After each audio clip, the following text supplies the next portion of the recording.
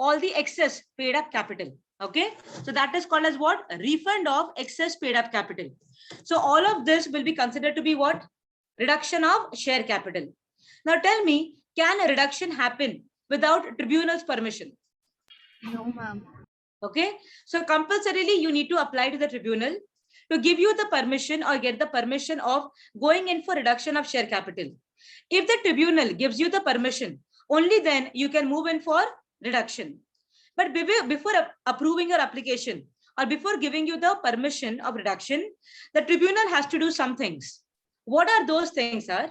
The tribunal has to inform all those, like for example, central government, SEBI, registrar, creditors of the company, that look, there has been an application with respect to reduction of share capital.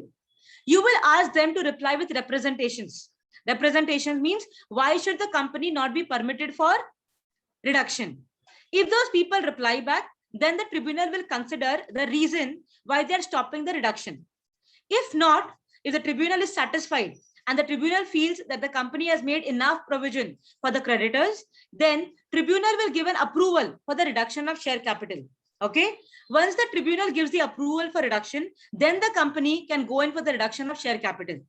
And obviously, whenever the company will go for reduction, you have to inform whom? The ROC.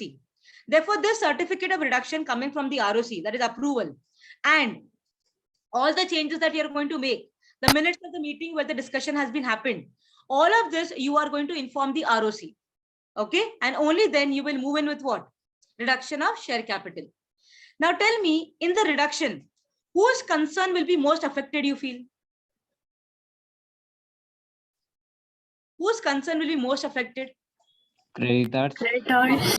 Okay, therefore what you do is you are required to get an approval of each and every creditor, not special resolution or ordinary, because they are applicable only for members. You require every creditor to approve for the reduction.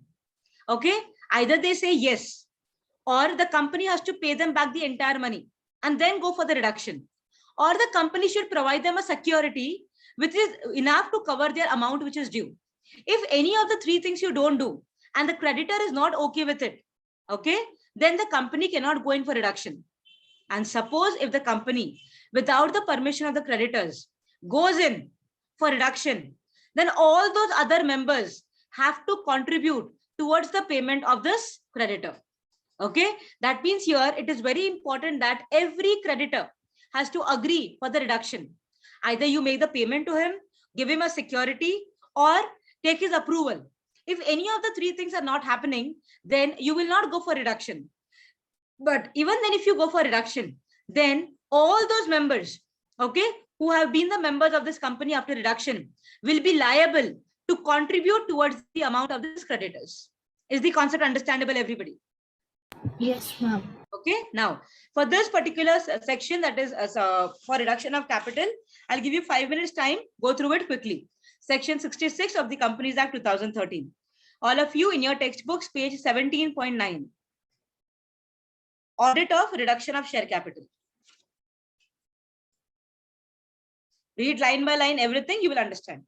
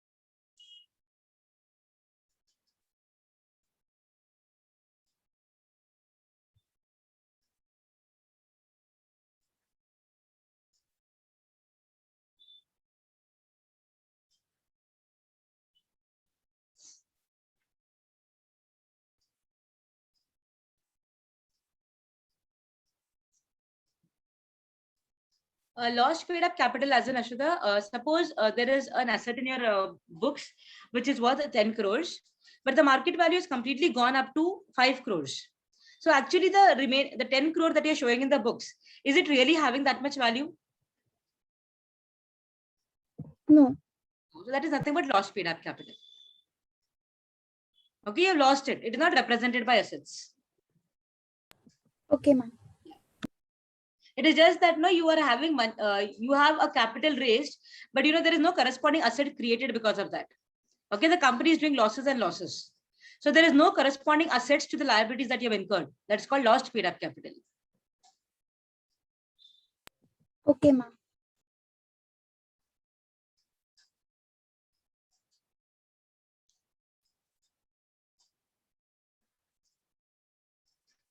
Once you're done reading with this, please ping me on the chat box. We'll continue. But I want everybody to read line by line.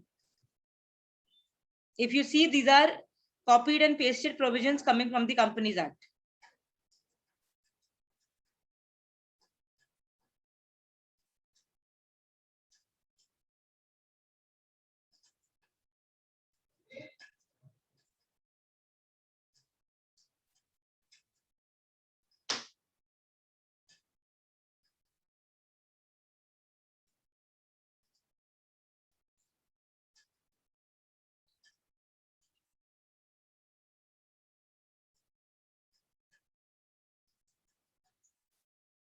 Ma'am, Yes. ma'am, could you explain registration of order of the tribunal and minute approved Registration of order of tribunal and minutes approved by the tribunal. Yes, ma'am. When the reduction of share capital is confirmed by the tribunal shall approve the meeting stating that. The thing is, see, first of all, you conduct a board meeting. In the board meeting, you're going to take the discussion with respect to reduction of capital. But this reduction cannot happen before the tribunal's order. Therefore, what happens is all the discussion that you have done in the board meeting also has to be approved by the tribunal. So in that board meeting, what all are you going to discuss? The amount of share capital, the number of shares into which the share capital is to be divided, the amount of each share, and the amount, if any, which shall be deemed to be paid on each share. That is, these are all the discussions that you are going to do with respect to how are you going to reduce the share capital. All the points could be there, or 2 or 3 points could be there. So this decision that you take into how many you're going to convert or how many you're going to cancel, how many new shares you'll issue, etc., all of this also should be approved by the tribunal. So not only approval will be given for the purpose of reduction, also approval is required in the what manner you're reducing. Okay. And then they say the company should deliver to ROC for registration a certified copy of order of tribunal. First of all, the permission of tribunal and the certified copy of the minutes approved by the tribunal. These minutes are nothing but the board meeting where we are discussion had done of all the reduction of capital, all those things that how we are going to reduce, that also should be approved by the tribunal. And this minutes, once approved by the tribunal, has to be filed with whom? ROC. Clear? Okay, ma'am. Yes.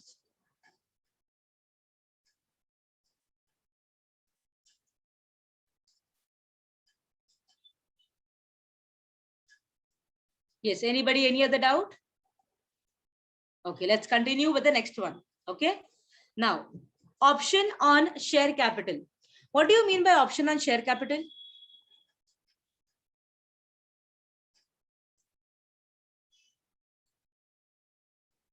Can anybody tell me what is option on share capital?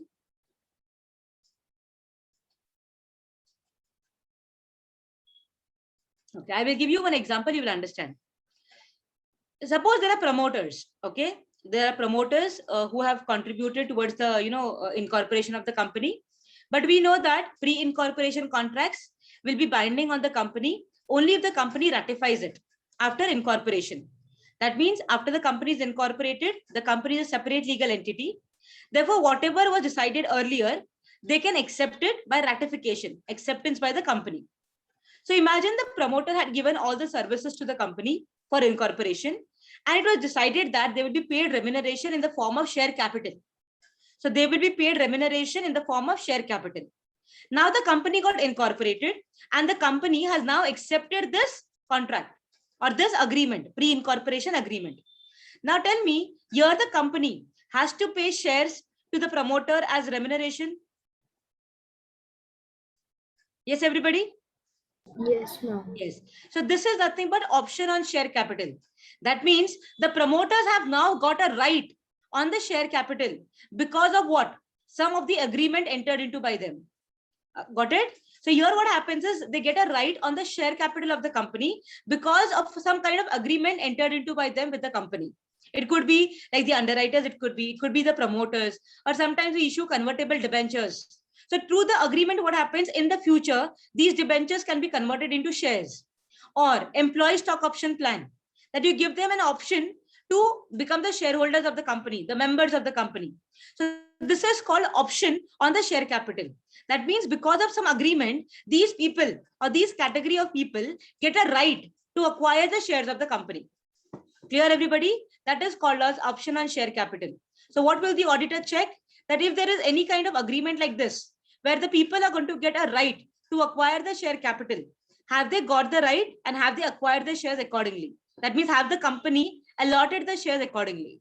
Okay, but this section will not apply to those, those convertible debentures or convertible preference shares, where in the terms of issue only they give very clearly that yes, after some point in time we are going to convert these debentures or these preference shares into equity shares, and for this you require special resolution. If the company has passed a special resolution and issued convertible debentures or convertible preference shares, then they are not called as option on share capital. Okay, because here they don't have a choice. Here compulsorily they'll get converted. When it is called as option on share capital, when the other party has a choice of getting it converted, either they want it or they do not want it. It is not mandatory. Clear, everybody? Yes, ma'am. Yes. So all of you please come to paragraph 17.2h. The meaning of option on share capital. An option on share arises when a person has acquired a right under an agreement with the company if he so chooses. It is his choice, not mandatory. Okay. Instances: option on share capital generally arise under the following circumstances: under the promoter's agreement subsequently ratified by the company. See, promoter's agreement, they'll be binding on the company only if it is accepted by the company, that is ratified by the company. Otherwise, they have no legal effect. Then collaboration agreements like amalgamation, demergers, mergers, etc. Loan agreements where we say that we are going to convert the loan into shares. Debenture deeds, an agreement for convertible preference shares, employee stock option schemes. Okay, now nothing in section 62 shall restrict the power of the company to allot shares on account of conversion of loans or debentures into shares, provided that the terms of issue of debentures or terms of raising loan contained a term regarding conversion of debentures or loans into shares, and such terms have been approved by passing a special resolution. Okay, everybody? Because when special resolution is passed and when you have decided to convert them, then that conversion becomes mandatory. Here it is purely choice of the other party. Okay, if they want, they can convert it or not. Clear, everybody? Yes, ma'am. All the others understandable? Yes, ma'am. Okay. Yes, ma'am. All right. Now let us move towards reserves and surplus. Before I explain you what is reserves and surplus, you will give me your knowledge about reserves and surplus. Okay. Tell me, why do we have reserves and surplus in the balance sheet? What are they representing you? How are reserves created? The securities premium. Yeah, but how are they created? Ma'am, excess profits. Yeah, out of profits, you create the reserves. Okay. Now tell me, can reserves be used for discharging a liability? Yes, ma'am. Yes, Only ma'am. if it is free reserves. For discharging liability? Yes, ma'am. Okay. Can you use the reserve to meet contingencies?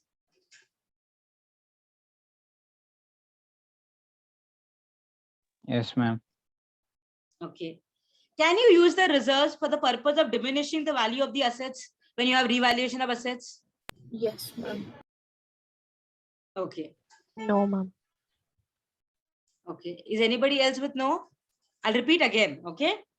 You people are right. The reserves are amounts appropriated from the profits. But can reserves be used for discharge of any liability? No, ma'am. Okay. Can they be used to meet contingencies?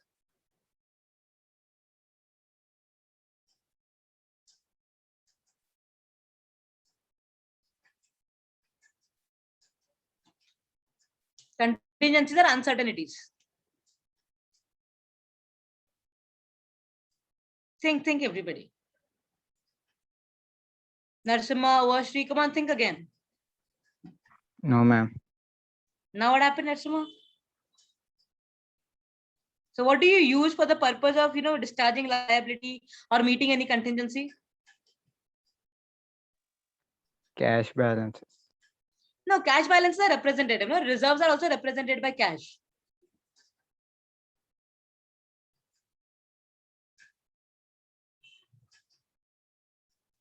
Yes, everybody. Okay, can you use the dividend? Can you use the reserves to pay dividends?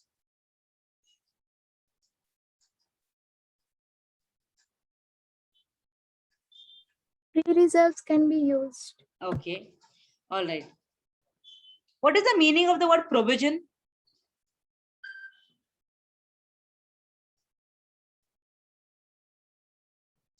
Keeping aside for meeting the future events or transactions. Correct.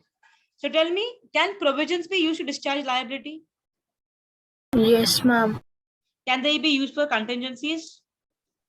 Yes, ma'am. Okay. Do you create provision for the claims which are happening, like disputed claims and all? Yes, ma'am. Yeah. So can you say provision and reserves are same? No. No. So did you all understand? Reserves are not meant to discharge liability. Reserves are not meant to meet contingencies. Reserves will not be used for diminishing in the value of the assets. The intention is not that. The intention is only to make aside the part of the profits. If you want to meet your liabilities, if you want to meet your contingencies, if there has to be a diminution, you will create provisions for it. Suppose if there is a case going on against you where you have a, your surety or certainty that you could lose, okay, then the concept of prudence, anticipated losses, you will create provisions for that. And obviously provisions will be created out of reserves. So you will not use reserves for this purpose. You will use what? Provisions. Are you understanding, everybody? Tell me, which will be the better position? Higher reserves is a healthy company or lower reserve is a healthy company? Lower reserve. Higher reserves. Higher reserves, wealthy company. More of profits accumulated, more of money you have. Are you all understanding? How many types of reserves are there? 2 types. Okay, which are the 2 types? Free and restricted. Okay, what do you call them as? Varun, which are the Reserve and capital reserve. which one? Revenue reserves and capital reserves. Very good. Revenue reserves and capital reserves. What are revenue reserves?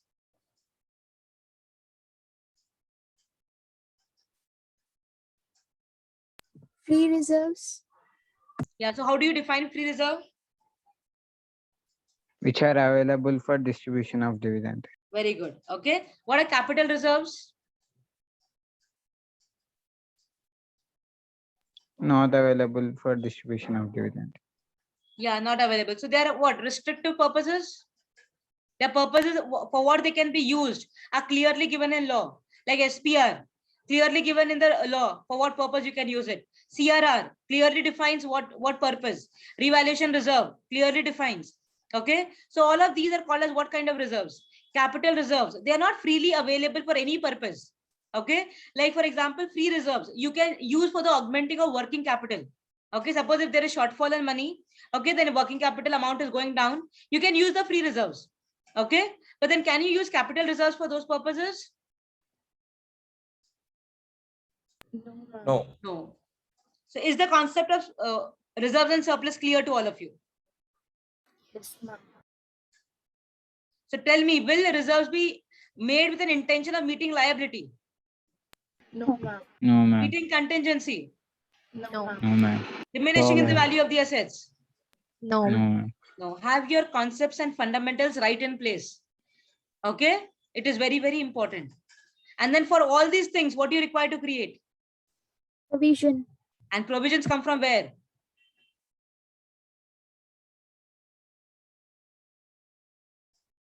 Provisions, very good, reserves. Is the concept understandable to everybody? The part of reserve that you set aside will be called as a provision. And this provision will then be used for what? Estimating the future liabilities. Is the concept understandable to all of you?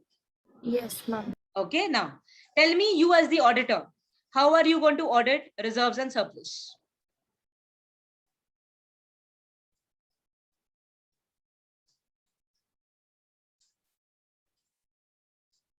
Come on, one by one. I'll give you one, you start telling me the remaining, okay? You will check the opening balance of the current year with that of the closing balance of the last year to check whether it is accurate, okay? Now further, please go on adding to it. Yes, where the capital reserves have been used for the respective purposes only, very good.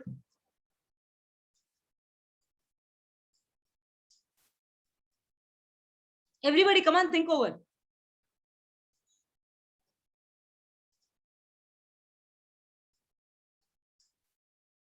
Whether dividends are used for the payment of dividend, very good.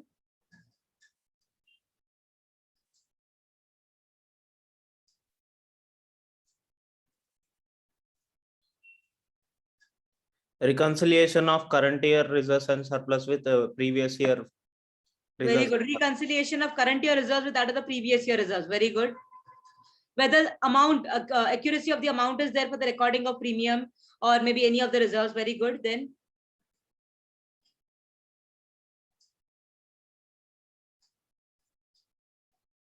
if dividend has been declared, is the dividend amount matching with that recommended by the board and declared by the shareholders in the general meeting?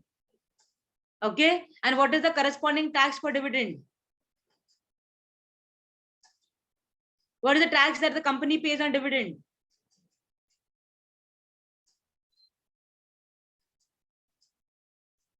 What is the tax which the company pays on dividend? It's called the dividend distribution tax. Okay, so that also you have to check whether it's properly accounted for. Yes, utilization of SPR as per section 52. Very good. Check whether issue of shares at a premium have been transferred to securities premium account. Very good. Whether capital reserves are used for the specified purposes. Very good. Did you all understand how you have to do it? Yes. Everybody clear? Yes, Understandable? ma'am. Okay. So all of you please come to page 17.12. Yeah, but before that, come to page 17.11. I want you to read the meaning of the word reserves and surplus properly first. Okay, that's very, very important. Read all the 4 points with respect to reserves and surplus. And then we'll read the audit procedure.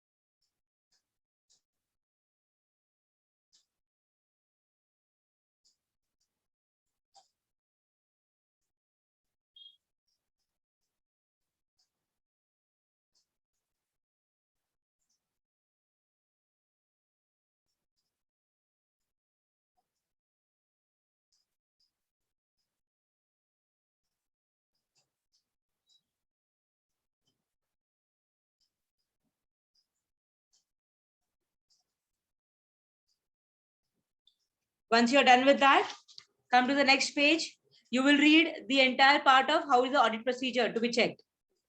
Okay, all the 6 points you have told me. No, second point you have not told me. Understand there is one of the financial statements which we call it as statement of changes in equity. Okay, this statement of changes in equity will help you understand what are the additions or the usage of the reserves. Additions means new reserves created. Utilization means we never say less reduction. We say less utilization because reserves are used. All right. So with the statement of changes of equity, you will get an understanding of what is the addition to the reserves and what has been the utilization of reserves. So you can trace the entries from the statement of changes in equity to check whether everything is properly recorded. Okay. So all of you, please read all the 6 points.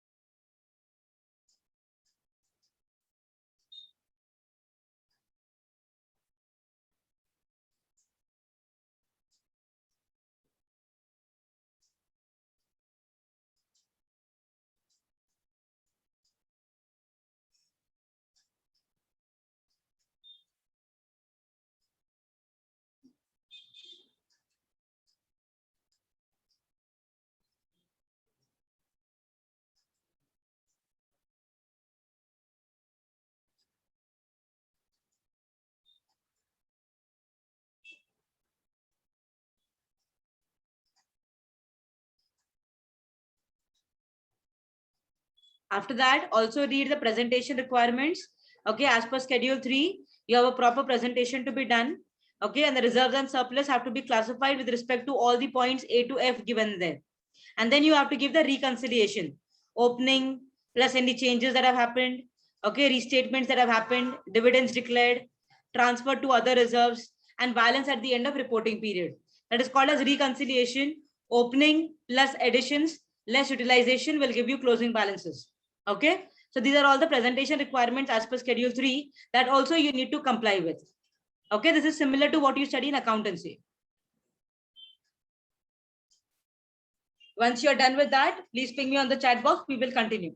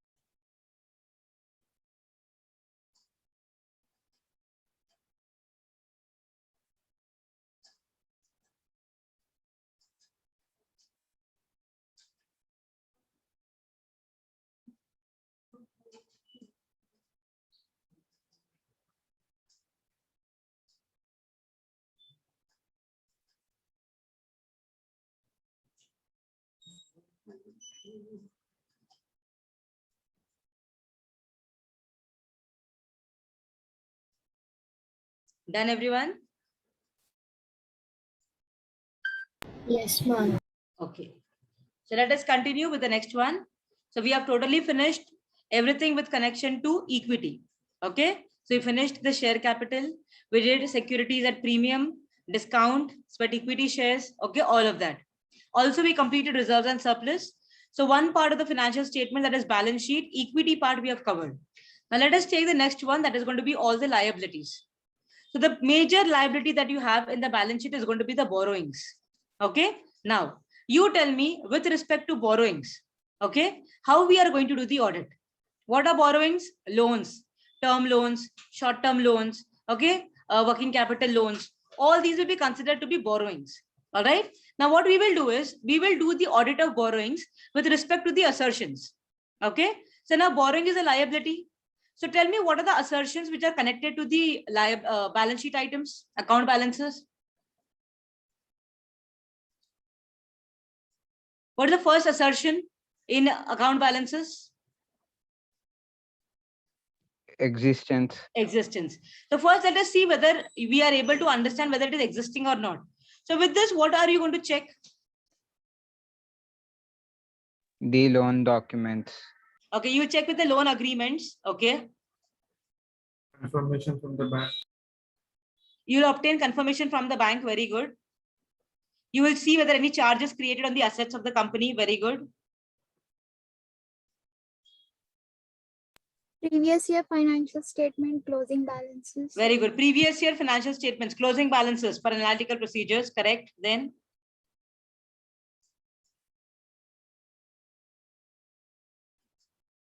whether the borrowings are secured or not. Yes. The Any amount unusual transactions. Very good. Then The amount paying for clearing. yes, Aditya. The amount paying for clearing the loan. The amount. Amount which is paid by the company on the Yeah, the principal amount paid by the company. Okay, that we will check when it comes to valuation. Okay, as of now, we'll do the assertion of existence. Okay, whether it's really existing or not. Then, If cost of borrowings is included in the financial statements. okay, cost of borrowings, that also will take as a part of valuation. Okay. Debentures are also borrowings, right? Yeah, ma'am. Yes. So you will also have a cross check with the debenture trust deed and learn the terms and conditions of all the debenture trust deeds, whether there's redemption happened, what is the time period for the redemption, is it within the limits given by the company law, etc. Okay. You will also obtain written representations from the management telling that all the borrowings have been disclosed correctly or not. Okay. Then suppose if you want to check the completeness assertion, completeness, then what all will you check as the auditor?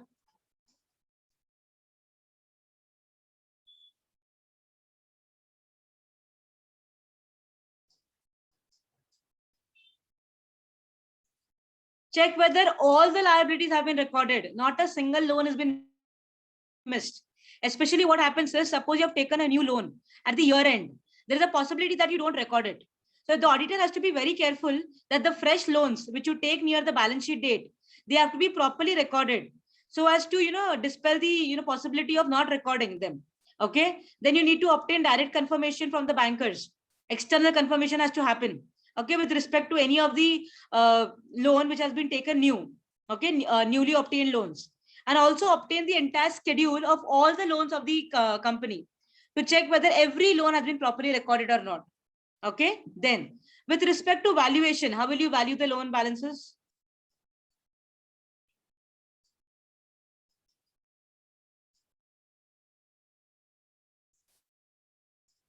by comparing the opening and closing balance. Okay, one opening and closing balance you can compare. Yes. Borrowing cost associated with it. Yes. The interest payable on the loan. Yes, borrowing cost, the interest payable. Yes. You will see how much is the repayment made so that you understand what is the loan amount balance remaining. Okay. Suppose you have taken the loan from foreign countries, then see that the applicable exchange rate is correct or not. As per accounting standard 11. Okay. You need to apply proper exchange rate for the purpose of recording or valuation of your foreign currency loans. Okay. Yes. In case of debentures, check for the proper premium or discount, interest on debentures. Okay. What are the loans discharged in the current year? Very good. Interest calculation, correct. Okay. Now, do you know anything with respect to presentations of loans as per Schedule 3?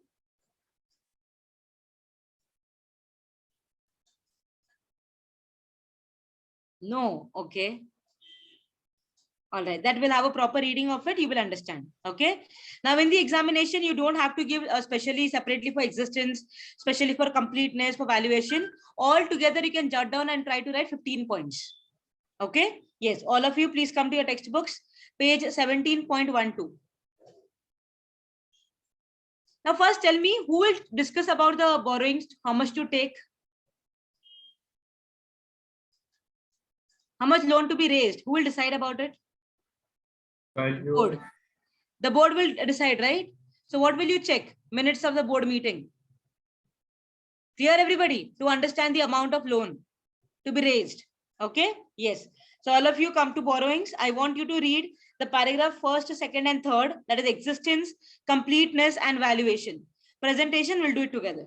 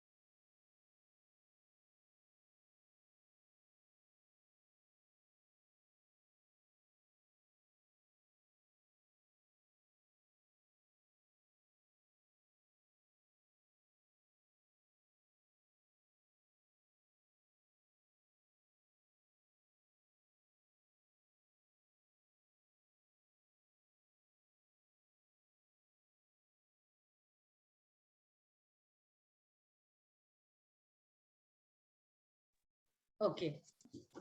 Let us move on to the next one. That is presentation and disclosure. That is how has the borrowing to be disclosed as per the applicable FRF. So we will basically talk about the FRF being the Schedule 3 of the Companies Act. So here we'll see how you have to disclose in the notes to account the borrowings. Okay.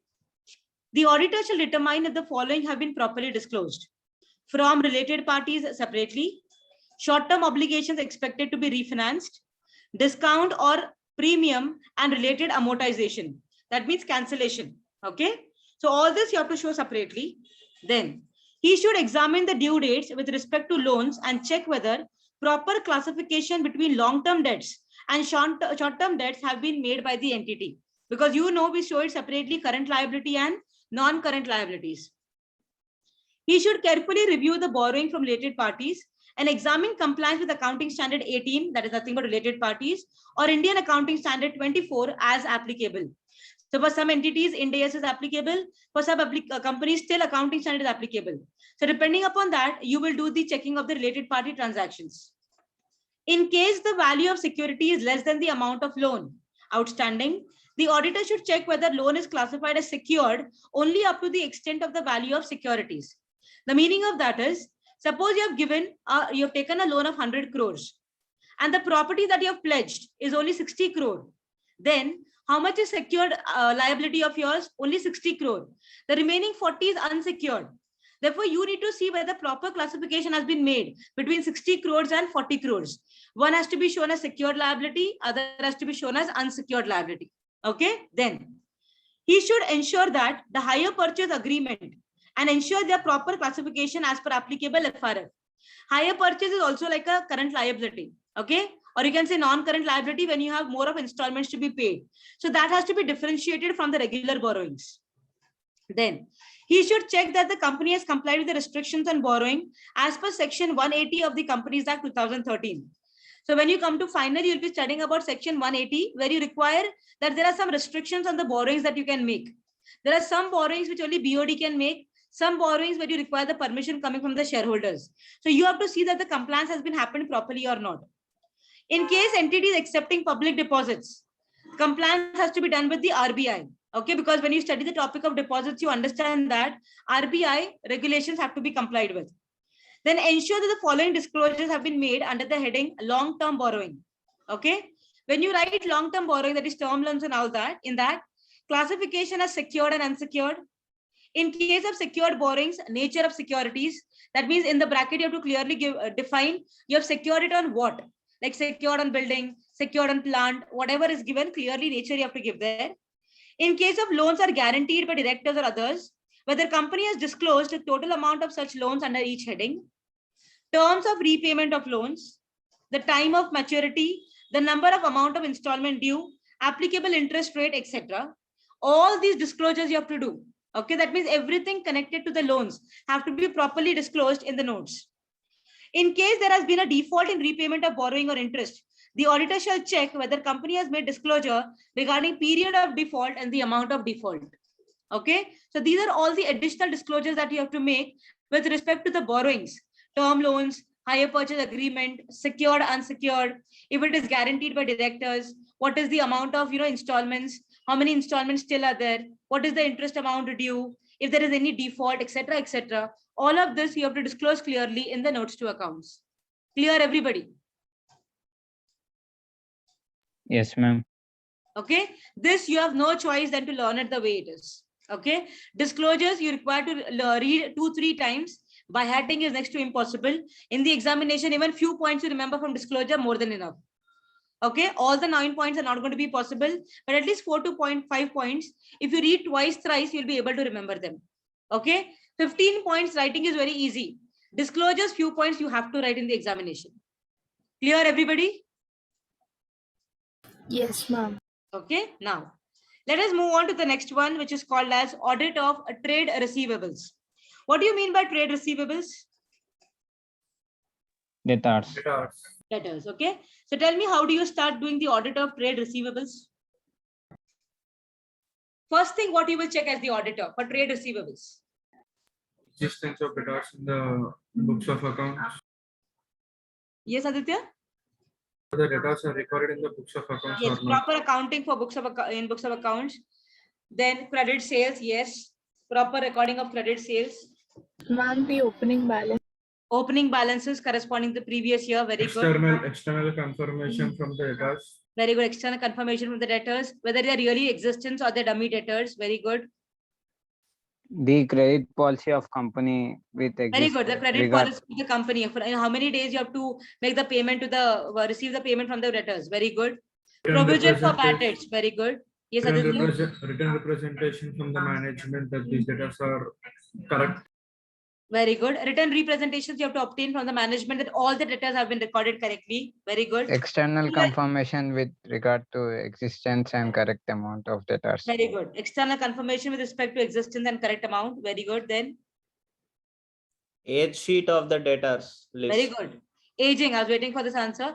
Aging schedule of the debtors. Okay, like how many are 60 days old, how many are 30 to 60 days old, how many are 60 to 90 days old, 90 to 120 days old, more than 180 days old. You have to give an aging schedule for the debtors. Okay, very good. Then Any debtors which is bad or unrecoverable shown very as good. recoverable or good. Very good. You have to understand whether there is any irrecoverability of the debts, and if that is the case, record them as the bad debts. Yes. Amount of debtors recovered. The amount of debtors recovered during the year. Very good. One very important thing you're not telling me. With respect to debtors, one of the very important things you have to check as the auditor. Invoices of sales. Yeah, invoice of sales is correct. But one very important thing. Disclosure of bad debts. Yeah, that also is fine. But very much important. Beginning of the debtors only, you do that first. Before you start checking the debtors, you'll check that first. Cash balance. No, Provision for bad debt. no. Think. Are there any credit sales in the company? Yeah, either credit sales only, then you'll have debtors, no, Krishna?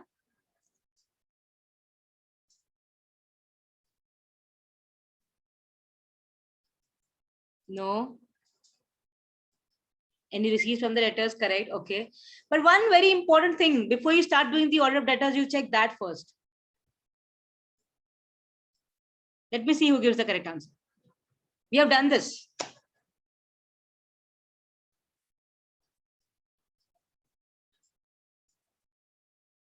Very good, Vashri. I want others also to give the correct answer. Yes, correct. Others, come on. I got 2 right answers. Yeah, related party transactions is right. But Tarun, something else I'm looking for. Related parties is correct.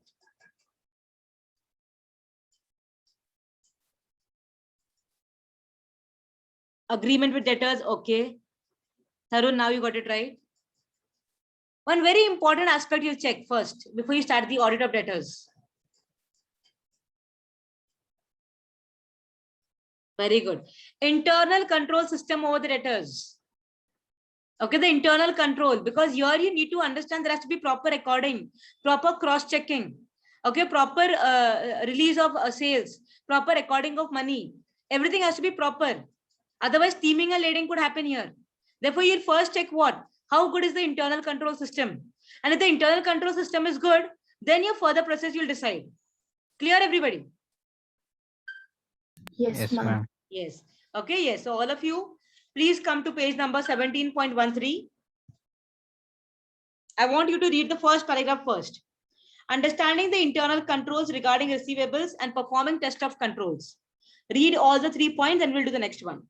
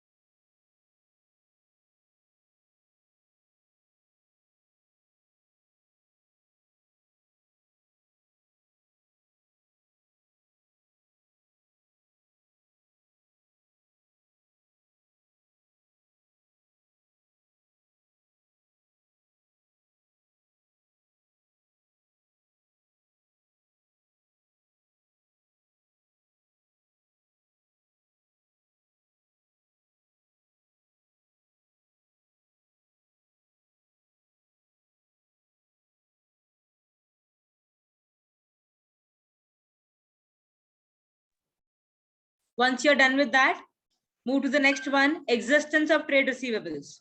Okay, here also almost all the answers you have given, but you need to understand the way you have to write it. Any point which you find is new, not understandable, language is different, please question me, I'll help you out. Okay. After you finish the first paragraph, please go on to the next one, that is existence of trade receivables.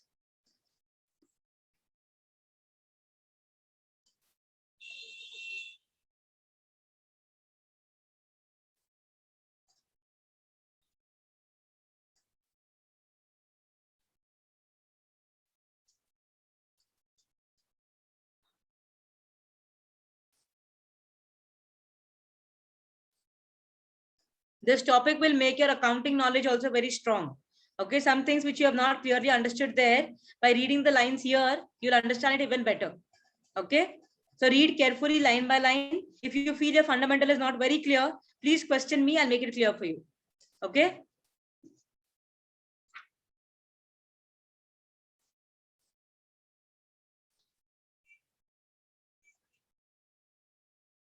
Twice, thrice you read this topic and you'll be able to remember it.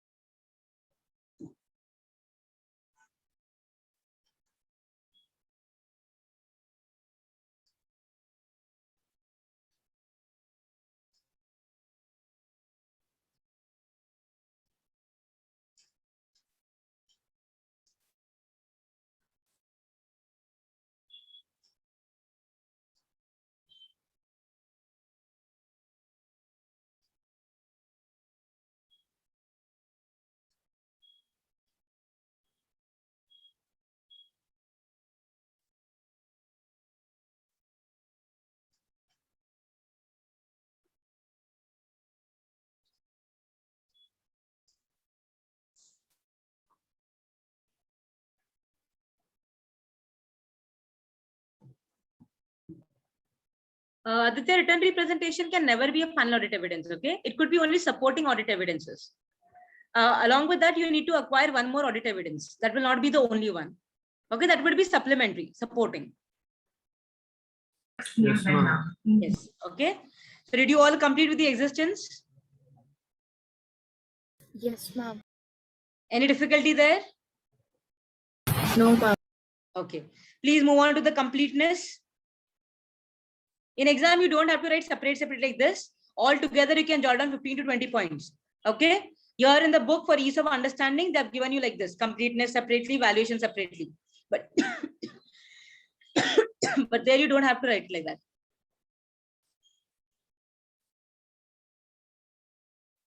Yes, Aditya, he can ask.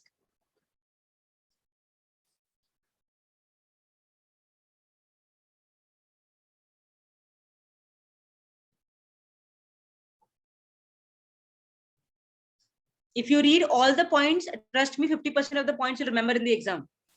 Okay, because there are many, so it's not possible to remember all. But then if you read all of them twice, thrice, trust me, you'll be able to make easily 15 to 20 points.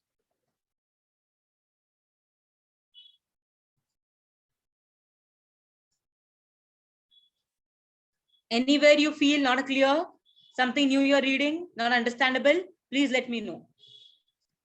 And if you want to explain me line by line, please let me know that also, I'll do that. Okay, because your reading line by me also will be the same. If you read it, it'll be better. Okay, so I'm requesting all of you to read by yourself. You'll read it better than me.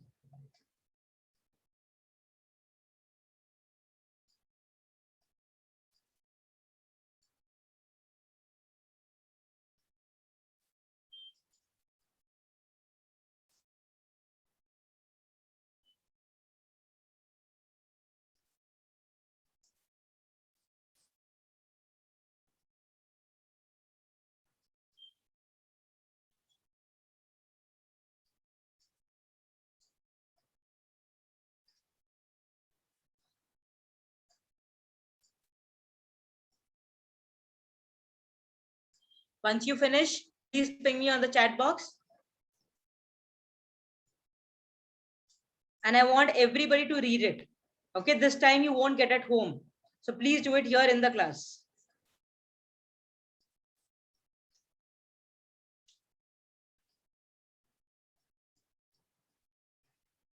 If you're done with completeness, you will also complete valuation and presentation and disclosure. Okay. After some point, you'll realize all the disclosures are also same. Okay, related parties, foreign exchange, all of them will be same only. Okay, and with respect to trade receivables, reporting of CARO also becomes important. All right. So all of this, just have quick reading of it. You will get an idea of how to write it. Are you all getting proper idea of how to write this? Yes, ma'am. Understandable, right, to everybody?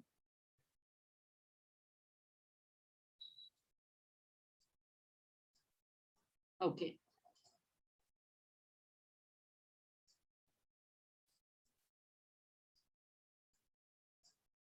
Once you finish presentation and disclosure, please let me know. We'll continue with the next one. The last one we'll take for today will be cash and cash equivalents.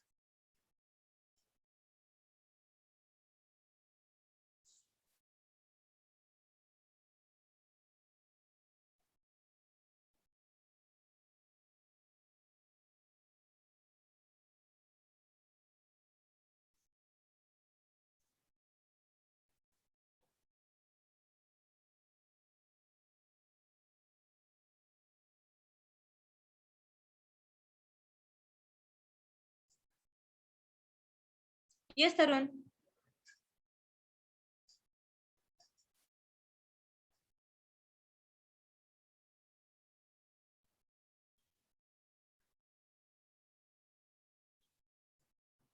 Okay, but bills receivable, we take it to be separately. Okay, other current assets. Yeah.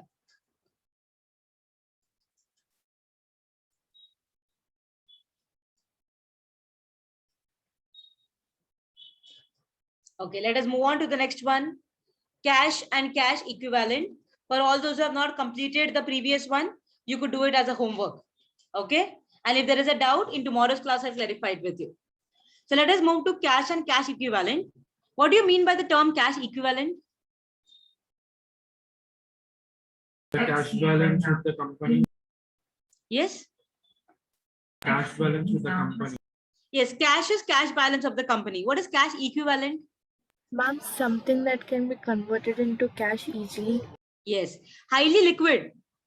Okay, short-term investments, liquid investments, which can be readily convertible into cash. Okay, so they are called as what? Cash equivalents. Now you tell me, you as the auditor, how are you going to audit cash and cash equivalents?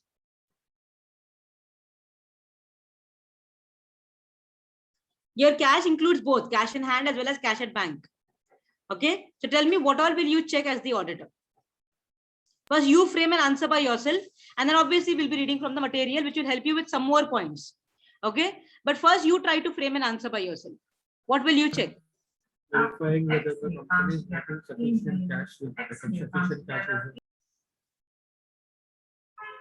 Yeah, check the cash balance of the organization. Yes, bank reconciliation statement, you'll cross verify. Aditya, I could not hear you. Ma'am, whether the company is maintaining sufficient cash. Okay, whether the company is maintaining adequate cash balance as required by as required. Okay. Surprise checks, very good. There has to be surprise checks conducted on the cash balances. Very, very good. Then Checking the Counting cash flow balance. statements. yes, yes, Krishna. Checking the cash flow statements. Checking cash flow statements. Okay, for the movement of cash inflow and outflow. Good. Then Ashrita? Inspection of the Yeah, certificates of the deposits or cash equivalents. okay. We call it to be okay. Deposits, paying slips, withdrawal slips, all of that. Okay. Commercial papers. Yes, commercial papers. Number of Checking the cash shares. accounts balances of cash with the physical cash. Very good. Physical verification of cash. Okay. And checking it corresponding with the account balance appearing. Very good. Then Obtaining external confirmations with the bank regarding balances. very good. Obtaining external confirmation with the bank regarding the balances outstanding. Very good. Then Cash received from the cash sales is matching with the cash recorded in the books of accounts. very good. The receipt of cash is matching with the accounts maintained with the matching with the amounts maintained in the books. Very good. Knowing about internal control in physical cash. Very good. To check the internal control system over the physical cash, because it is highly possible for us to put misappropriation of cash is going to be there. Okay. Auditor should apply professional skepticism. Okay. And pay proper attention for cash. Why? Because highly prone to misappropriation. So you should be very, very, very, alert here. So professional skepticism. Then If there are any huge transactions of which is involving cash transactions. okay, any huge transactions that are involving cash, cross verify the same. Yes. Any cash defalcation, very good. Misappropriation of cash, very good. Honesty and integrity of the cash operating personnel.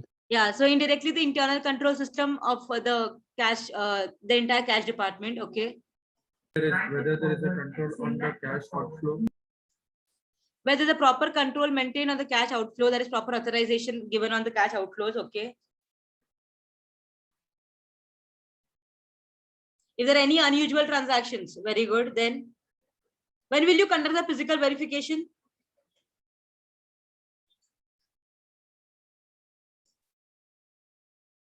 When would you recommend conducting physical verification of cash? When the cash is not matching with the books of accounts. Yeah, but what time would that be highly recommended? High value, when the cash is high value. No, but what timeline? Like when? During the year when? End of the year. End of the year. Okay, physical verification is acceptable or recommended at the end of the year. Okay, so all of you please come to page 17.15. Yes. Why couldn't be during the year, ma'am? Because at the end of the year, if it is end of the year, the cash personnel may take away the money, and again he could put some money at the end of the year. Yeah, that's possible like this. That's the reason we say only it's recommended. Okay, we highly recommend it should be happening at the year end, but during the year also we'll be having surprise checks, and because of surprise checks, we'll be able to catch such kind of transactions. Got it, ma'am. Yeah. Okay. Surprise checks will help you to catch hold of these kind of frauds and all that. But usually physical verification, we believe it is recommended, not compulsory. Recommended to be carried on at the year end. Okay. And in between the year, if you want to continue or carry such kind of thing, then you have surprise checks for that. Okay, Krishna? Yes, ma'am. Yes, ma'am. Yes. All of you, 17.15, read all the 10 points given there.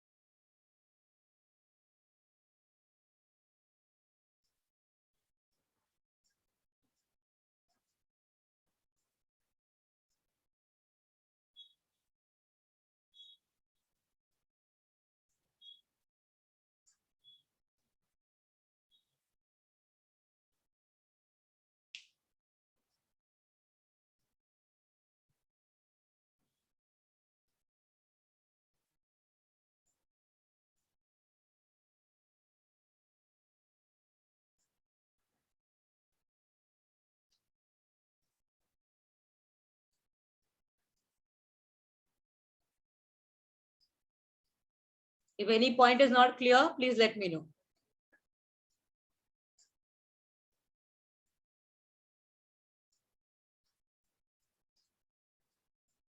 Ma'am, can you explain point number 7? Point number 7. Yes, ma'am. You should make a cash trend analysis or a cash sensitivity analysis by compiling cash receipts and payments month-wise. Okay. Now imagine you are checking in cash salaries. Okay. So every month you see that the salary is amounting to 2 lakhs, 2 lakhs, 2 lakhs. So every month, like from April, May, June, July, August, September, every time it has been 2 lakhs as salary amount in the cash. Okay. But then what happens? Suddenly 1 month, there is 10 lakh rupees as salary. Okay. Now this will help you understand that there is something wrong with the amount of 10 lakh. Okay. Because if salary every month is 2 lakhs recorded, how will suddenly there be 10 lakh? Okay. So this is called as cash trend analysis. Trend means see that the trend is continuous the same. If you are paying salaries to your workers, every month you're paying 2 lakhs per month, then how can suddenly 1 month it will be 10 lakhs? This is called sensitivity analysis or cash trend analysis. And if you see there is any such kind of, up and down, then that will help you understand there is some kind of problem. So this is what the auditor will do the cash trend analysis or sensitivity analysis. You can do month wise, you can do year wise. Choice is yours. Understandable? Yes, ma'am. Yes.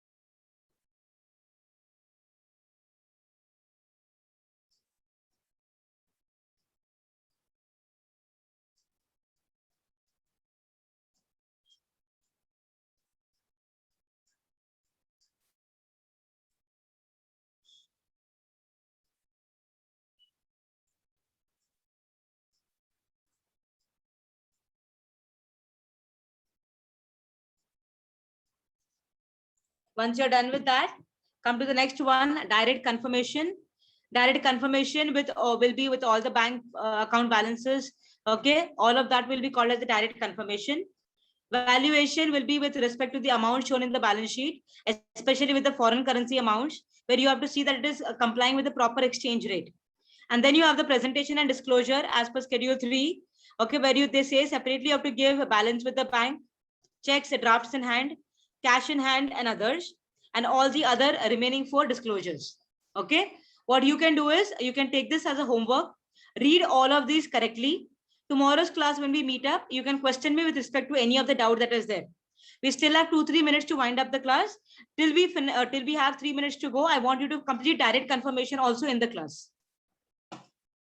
Okay, if there is any doubt in direct confirmation, any point not clear, please let me know. The remaining valuation and presentation and disclosure, you can take it as homework.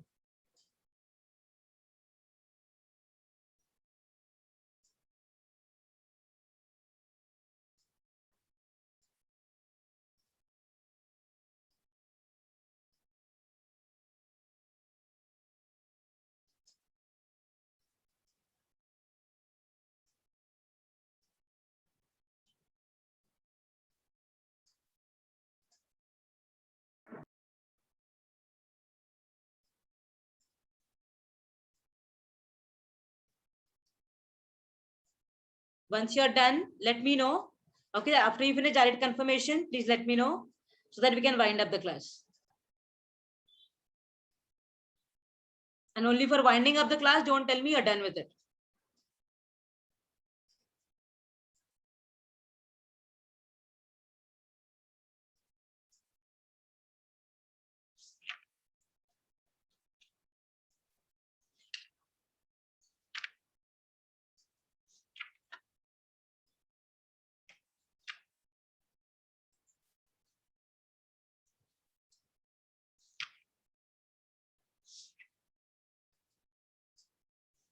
Okay.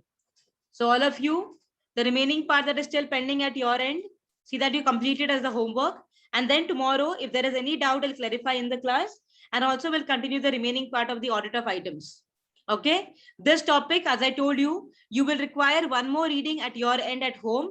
Only after that, you'll be able to make an answer by yourself. Clear, everybody? Yes, ma'am. Okay, yes. So that is it for today. We'll meet up tomorrow and continue with the topic. Thank you and have a good day, all of you. Thank you, ma'am.